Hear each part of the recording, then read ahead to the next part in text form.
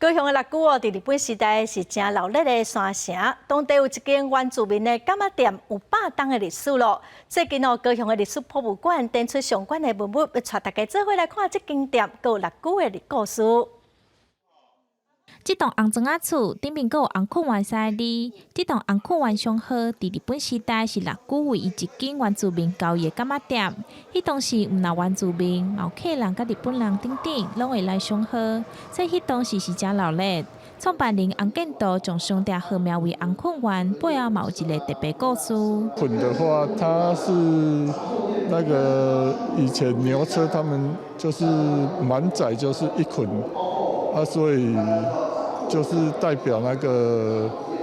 丰收的意思这样子。高雄市立历史博物馆开4大时间收集甲整理至今100年上课的文物。红困丸商号捌互国民政府接收，洪家人慢捌经营要20冬，尾仔煞因为长辈年岁大，店就收起来。这摆展出真侪日本时代商店的相簿、交易本件、甲相片等等的文物，要带大家深入了解红困丸商号，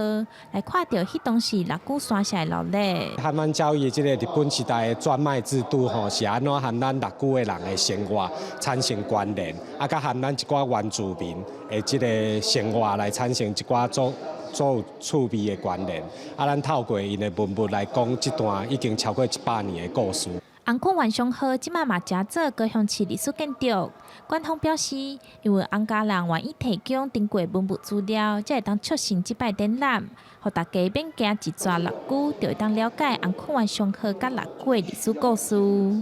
记者钟义辉、邱昭勇高雄报道。